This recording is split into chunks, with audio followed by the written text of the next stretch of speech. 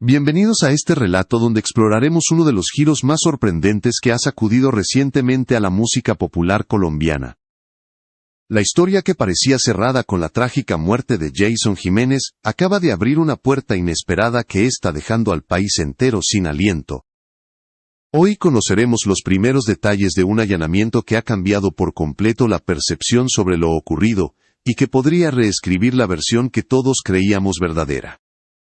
Este caso toma un rumbo dramático cuando las autoridades ingresaron a la lujosa residencia de Sonia Restrepo en Marinilla, Antioquia, una propiedad rodeada de silencio y exclusividad, que de repente se convirtió en el epicentro de un operativo nacional. Nadie estaba preparado para lo que sucedió aquella mañana, en la que más de 15 vehículos oficiales se detuvieron frente a los portones de hierro forjado que resguardaban la mansión. Los vecinos observaron desde sus ventanas sin comprender cómo la familia, que hasta hace poco despertaba solidaridad y duelo, se encontraba ahora bajo el foco de una investigación tan delicada. Gracias por ver este video, y no olvides suscribirte para apoyar este canal y ayudarme a seguir compartiendo historias como esta. Los agentes de la Fiscalía General de la Nación y del CTI ingresaron con órdenes judiciales precisas, marcando el inicio de una búsqueda que nadie imaginó tan profunda. En el interior de la casa, el silencio se rompió con los pasos firmes de los peritos que avanzaban por los pasillos como si supieran exactamente lo que buscaban. Y es que según fuentes cercanas al proceso, la investigación no comenzó después del accidente aéreo, sino mucho antes, alimentada por indicios que sugerían que algo no cuadraba en el patrimonio del artista. La escena dentro de la mansión fue descrita como un contraste absoluto con la imagen pública del cantante. Mientras la prensa aún transmitía mensajes de luto y homenajes, los investigadores parecían seguir un mapa invisible, que los conducía hacia puntos específicos de la casa. Lo inquietante es que ese nivel de precisión solo es posible cuando alguien muy cercano al entorno del artista decide hablar. Y esa revelación por sí sola ya es suficiente para cambiar el tono de cualquier historia. Las primeras habitaciones revisadas parecían ordinarias, decoradas con el estilo de vida exitoso que Jason Jiménez había construido con esfuerzo y popularidad. Pero las autoridades no estaban allí para admirar la estética ni los reconocimientos enmarcados en las paredes. Su misión era distinta y se volvería evidente en cuestión de minutos. Porque lo que encontraron más adelante, no solo cambiaría el rumbo de la investigación, sino que abriría la puerta hacia una verdad que nadie estaba listo para enfrentar. Y esto es apenas el comienzo. Lo que se descubrirá en las siguientes fases del cateo, revelará un panorama mucho más complejo y oscuro de lo que el público imagina. Mientras los vecinos intentaban comprender lo que ocurría, el operativo avanzaba con una precisión casi quirúrgica. Las unidades especializadas de la Fiscalía y del CTI se desplazaron por la mansión como si cada paso estuviera previamente ensayado. Nada quedaba a la improvisación. Era evidente que los investigadores habían reunido información clave antes de entrar porque sus movimientos no eran los de una búsqueda general, sino los de un equipo que ya conocía los puntos sensibles de la propiedad. El primer objetivo fue el ala oeste de la mansión, un sector que según los planos, estaba destinado al trabajo creativo de Jason Jiménez. A simple vista, el lugar parecía un estudio de grabación como cualquier otro, equipado con paneles acústicos, consolas de mezcla y los instrumentos que el cantante utilizaba para componer. Sin embargo, los peritos no se dejaron distraer por la apariencia. Había algo en la distribución de la sala que no encajaba con los registros arquitectónicos oficiales. Uno de los técnicos indicó una sección del panel acústico, cuya textura parecía apenas distinta del resto. La diferencia era imperceptible para cualquiera, pero no para un profesional acostumbrado a detectar alteraciones estructurales. Tras retirar cuidadosamente la superficie, la verdad quedó expuesta. Detrás del panel, se ocultaba un compartimento metálico de casi 2 metros de profundidad y 1,5 metros de ancho, completamente recubierto en acero, y con un sistema de ventilación independiente, que sugería un uso prolongado y constante. El hallazgo sorprendió incluso a los agentes más experimentados. No se trataba de un simple escondite improvisado. Era una estructura diseñada para mantener documentos protegidos del calor, la humedad y cualquier factor que pudiera comprometer su integridad. Y fue precisamente allí donde los investigadores encontraron el primer indicio contundente de que la vida financiera del artista era mucho más compleja de lo que mostraban sus éxitos en los escenarios. Dentro del compartimento se apilaban carpetas rotuladas con códigos internos, fechadas y organizadas con un nivel de detalle que no dejaba espacio a la casualidad. Los documentos contenían contratos millonarios que no aparecían en ninguna declaración ante las autoridades tributarias. También había comprobantes de transferencias bancarias hacia cuentas en Panamá, Suiza y las Islas Caimán, movimientos que superaban con creces los ingresos reportados oficialmente por presentaciones y regalías. Los peritos avanzaban en silencio, fotografiando cada hoja, sellando cada paquete de evidencia, conscientes de que aquello no era simplemente un desorden administrativo. Era el rastro de un sistema paralelo cuidadosamente construido. Lo llamativo era que muchos de los nombres mencionados en esos contratos no pertenecían a empresarios reconocidos de la industria musical, sino a figuras cuyo perfil generaba dudas inmediatas, debido a su historial en actividades no convencionales. Cada nuevo documento reforzaba la idea de que la carrera del artista estaba entrelazada con intereses financieros que operaban fuera de la legalidad. El contraste con la imagen pública de Jason Jiménez era tan profundo que los agentes intercambiaban miradas de incredulidad, mientras continuaban catalogando la evidencia. Lo que parecía en un principio una simple verificación patrimonial, se transformaba ahora en la confirmación de una doble vida económica, cuya magnitud apenas comenzaba a revelarse. El descubrimiento del compartimento secreto en el estudio marcó un antes y un después en el operativo. Hasta ese momento, las autoridades tenían sospechas. A partir de ese instante, tenían pruebas materiales, y con ellas, una nueva pregunta emergió con fuerza. Si en una sola habitación ya se habían encontrado irregularidades tan graves que podrían esconder las demás áreas de la mansión. La respuesta a esa pregunta no tardaría en llegar y lo que los agentes encontrarían más adelante superaría incluso los hallazgos del estudio, abriendo las puertas hacia un nivel de opulencia y ocultamiento que pocos podrían haber imaginado. El avance del operativo llevó a los agentes hacia una de las zonas más reservadas de la mansión, el sótano principal. Según los planos arquitectónicos registrados ante la Curaduría Urbana, aquel espacio debía funcionar como un área de almacenamiento y un cuarto de máquinas sin mayor relevancia. Sin embargo, al descender por las escaleras de concreto pulido, los investigadores notaron de inmediato que algo no cuadraba. Las dimensiones reales del lugar no coincidían con los documentos oficiales. Había metros enteros que simplemente no aparecían en ningún registro. Para confirmar sus sospechas, los técnicos utilizaron equipos especializados de detección de cavidades, combinando sensores de densidad y escaneos estructurales. Fue entonces cuando descubrieron un muro falso, construido con ladrillos que imitaban perfectamente los originales, pero colocados en una fecha posterior. La precisión del trabajo revelaba que quien lo mandó a construir tenía recursos significativos y un claro interés en ocultar lo que había detrás. Una vez obtenida la autorización judicial correspondiente, los agentes procedieron a derribar el muro. El eco del impacto se extendió por todo el sótano, seguido de un silencio absoluto mientras la nube de polvo se disipaba. Cuando finalmente pudieron ver con claridad, lo que apareció ante ellos fue un compartimento secreto que superaba cualquier expectativa. En el centro de la cámara, se encontraba una caja fuerte empotrada de grado bancario, equipada con combinación numérica, llave física y autenticación biométrica. No era un objeto que alguien adquiere por precaución, sino un dispositivo pensado para proteger información o bienes de altísimo valor.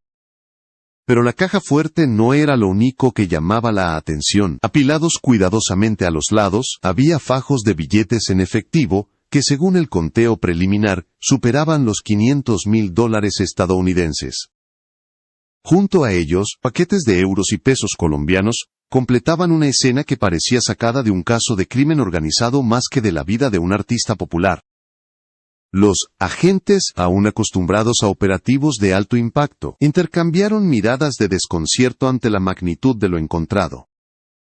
La sorpresa no terminó ahí. Sobre varias repisas se exhibían joyas de altísimo valor, incluyendo relojes suizos de edición limitada, cuyo precio individual superaba los $100,000. Había collares de diamantes, anillos con piedras preciosas, y una colección de lingotes de oro que en conjunto pesaban más de 20 kilogramos. Todo perfectamente ordenado, sin señales de improvisación. Cada pieza parecía haber sido colocada allí con una intención clara, como si ese sótano reforzado fuera un santuario privado, al margen de cualquier control fiscal. La pregunta que surgió de inmediato entre los investigadores era inevitable. ¿Cómo podía un cantante de música popular, por exitoso que fuera, acumular semejante fortuna en efectivo y metales preciosos sin dejar rastro en sus declaraciones oficiales? Ninguna gira, ningún concierto y ninguna regalía podía justificar el volumen de dinero que yacía oculto en aquella cámara subterránea. La matemática no cuadraba. Y eso solo podía significar que los ingresos provenientes de actividades irregulares habían sido canalizados hacia este lugar durante años. Mientras los agentes catalogaban cada elemento, la sensación general era que habían comenzado a destapar apenas la superficie de una estructura mucho más profunda. El sótano, con su muro falso y su cámara blindada, no era un simple almacén. Era una pieza fundamental, dentro de una red, que operaba en las sombras, lejos de la imagen carismática y humilde que Jason Jiménez proyectaba ante el público. La magnitud del hallazgo no solo reforzaba las sospechas iniciales, sino que abría la puerta a una investigación mucho más amplia. Si en un solo compartimento se habían encontrado bienes de este calibre, era evidente que la verdad completa estaba aún por revelarse. Y los investigadores estaban a punto de descubrir que esta historia se volvería incluso más inquietante. Mientras el equipo de peritos continuaba documentando cada hallazgo en el sótano, otro grupo de investigadores se dirigió hacia una de las habitaciones más reservadas de la mansión, el despacho privado de Jason Jiménez. Según el testimonio del personal de servicio, aquella puerta permanecía siempre cerrada con llave y solo el cantante tenía acceso. Esa exclusividad generaba ya un velo de misterio que pronto se volvería mucho más perturbador. Al ingresar, los agentes encontraron un ambiente radicalmente distinto al resto de la casa. No había lujos ostentosos ni decoraciones llamativas. El espacio estaba organizado con una precisión casi obsesiva, como si cada objeto tuviera un lugar definido.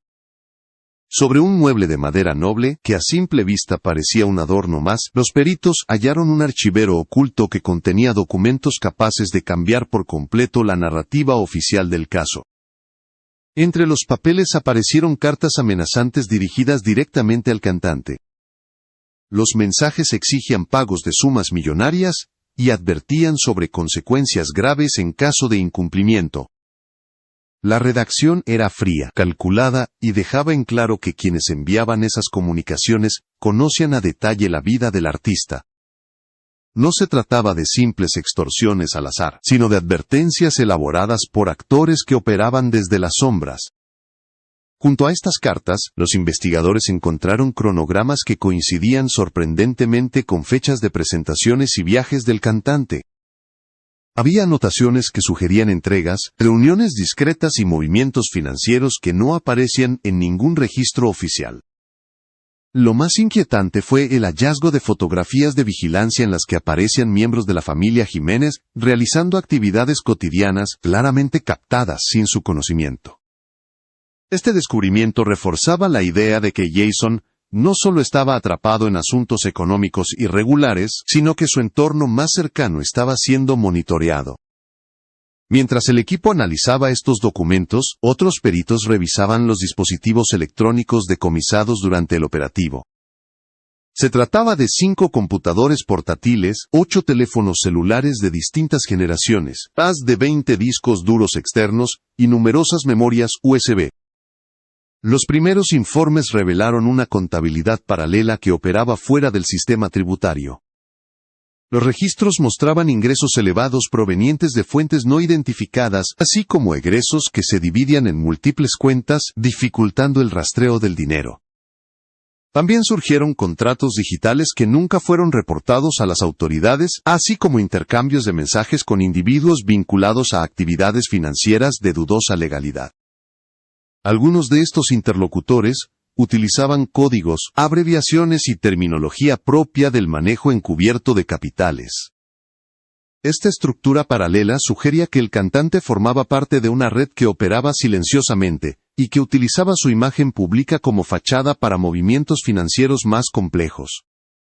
La investigación llevó además al descubrimiento de una red de empresas fantasmas registradas a nombre de testaferros y familiares lejanos del artista.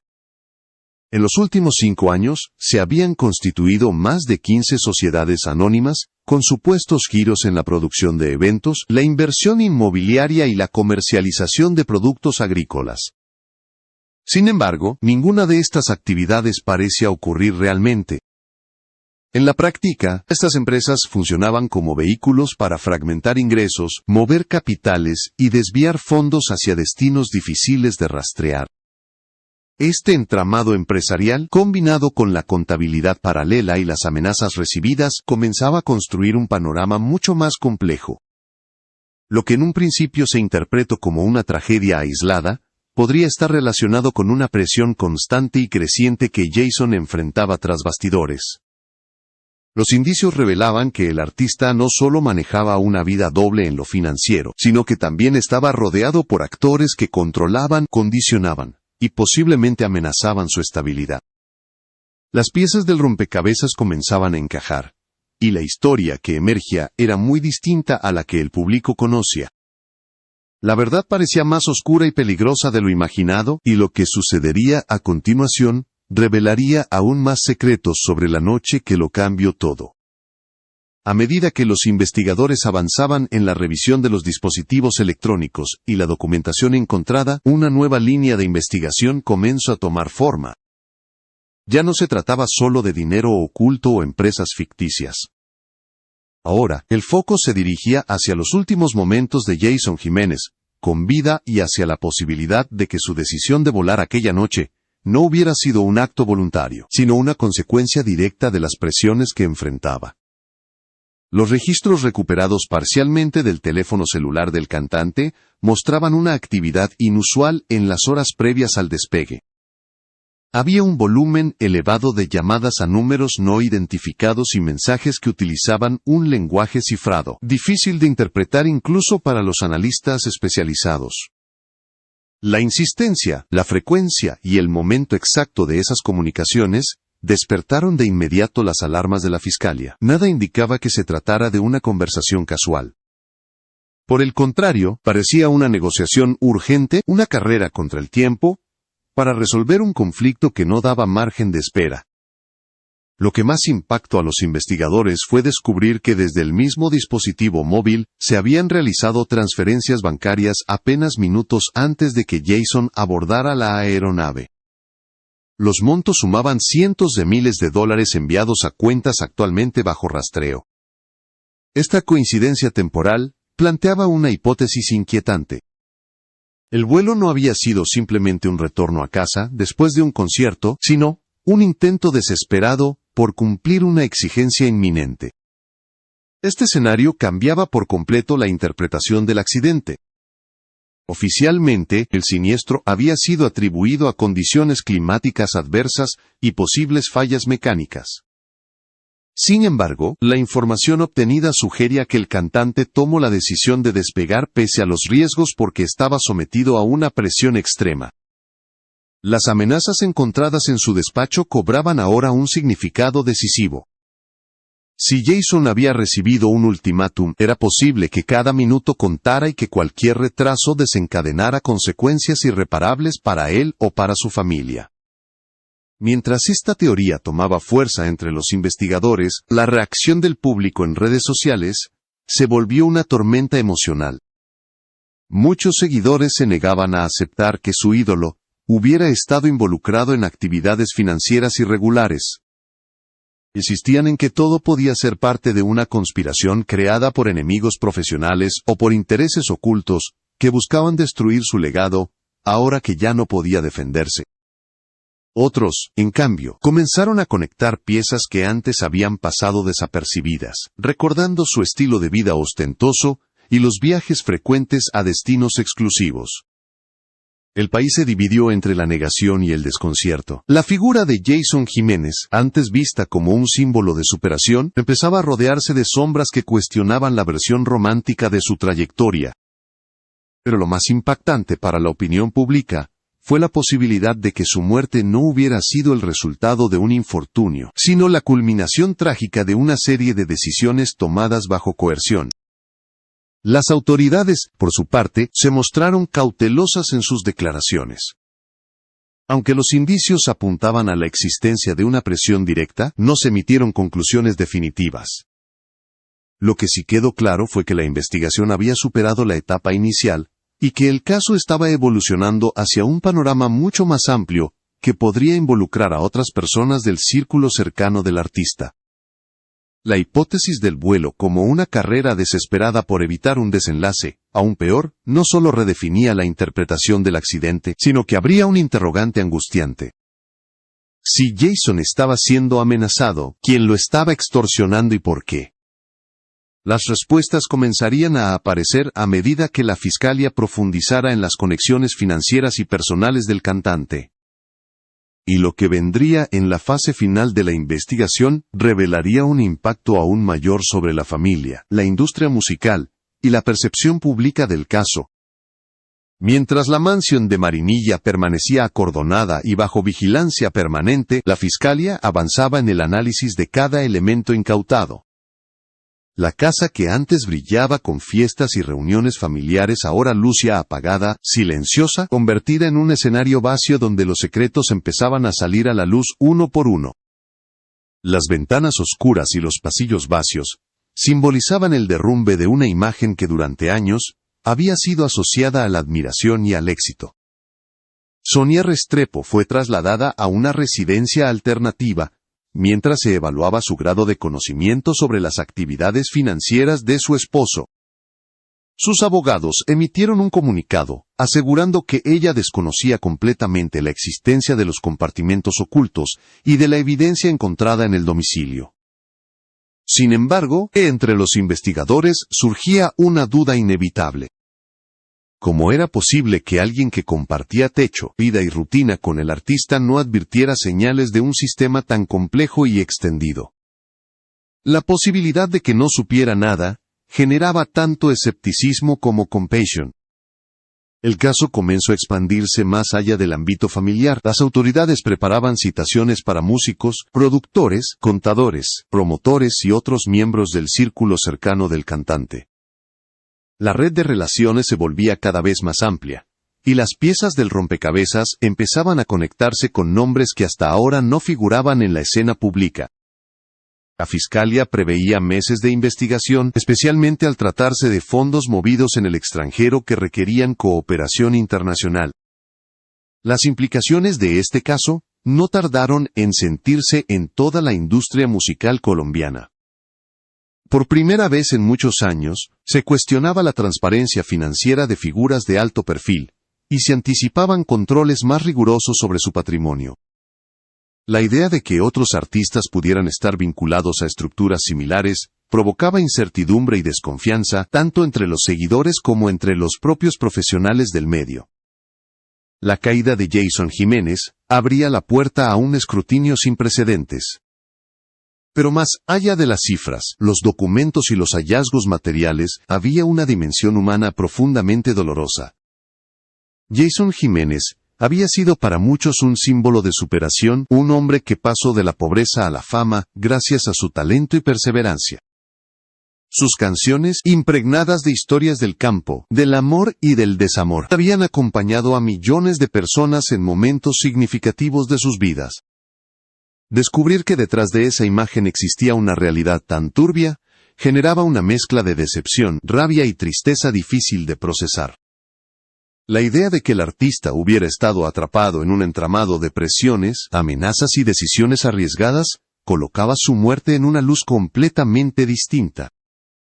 Si el accidente aéreo fue, como sugieren algunos indicios, la consecuencia de un conflicto que lo superaba, entonces, no solo se había perdido a un músico, sino a un hombre que posiblemente buscaba desesperadamente una salida a una situación que no podía controlar. En los días siguientes al operativo, las imágenes filtradas del interior de la mansión mostraron un panorama desolador. Muebles desplazados, paredes abiertas, pisos perforados y un sinfín de cajas selladas marcaban el rastro del trabajo forense. La opulencia del lugar contrastaba violentamente con el caos que dejaba la investigación, como si ambos mundos chocaran entre sí revelando una verdad que nadie quería ver. Las preguntas que ahora rodean este caso son profundas y complejas. ¿Quiénes eran los socios ocultos de Jason Jiménez? Desde cuando operaba la red de empresas fantasmas, ¿qué rol jugaron las amenazas encontradas en su despacho? ¿Cuánto dinero se movió realmente y hacia dónde fue dirigido? Y sobre todo, ¿cuántas personas más estaban involucradas en esta estructura que parece extenderse más allá de su figura? Lo único claro es que el caso marcará un antes y un después en la manera en que el país percibe a sus ídolos y en cómo se investigan sus actividades financieras. La investigación aún está lejos de concluir, y es probable que nuevas revelaciones aparezcan con el tiempo. Mientras tanto, la música de Jason Jiménez seguirá sonando en fiestas, bares y celebraciones, pero su eco será distinto. Las canciones seguirán vivas, pero la imagen del artista quedará inevitablemente atravesada por las sombras que emergieron en esta mansión ahora vacía. El legado de Jason Jiménez quedará dividido entre el talento que lo llevó a la cima y los secretos que cayeron sobre el escenario después de su muerte. Y aunque la verdad completa tal vez nunca salga a la luz, lo descubierto hasta ahora ya ha cambiado para siempre la historia que muchos creían conocer.